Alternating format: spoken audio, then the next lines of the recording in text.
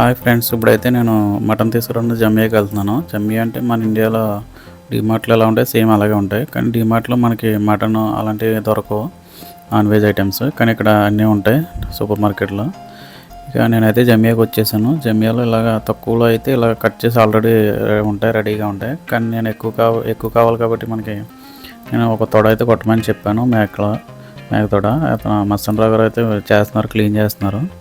మన ఇండియాలో మటన్ కావాలంటే మనకి కత్తులతో కొడతారు, చాలాసేపు అయితే నిలబెడతారు, చాలా టైం తీసుకుంటుంది. ఇక్కడైతే అలా కాదు, ఒక మిషన్ ఉంటుంది. ఇలాగా మిషన్ మీద అయితే కట్ చేస్తారనమాట.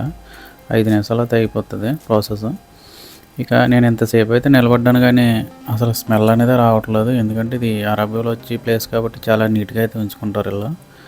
ఇక్కడ వీటితో పాటు వెజిటేబుల్స్ కానీ ఎగ్స్ కానీ ఇలాంటివి చాలా ఉంటాయన్నమాట ఈ సూపర్ మార్కెట్లో.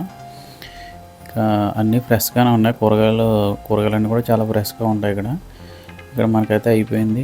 3 కేజీలు వచ్చిందన్నమాట మటన్. ఇక్కడ 18 దినార్లు అయితే తీసుకున్నాడు. మన ఇండియా మన 5,040 రూపాయలు అనమాట.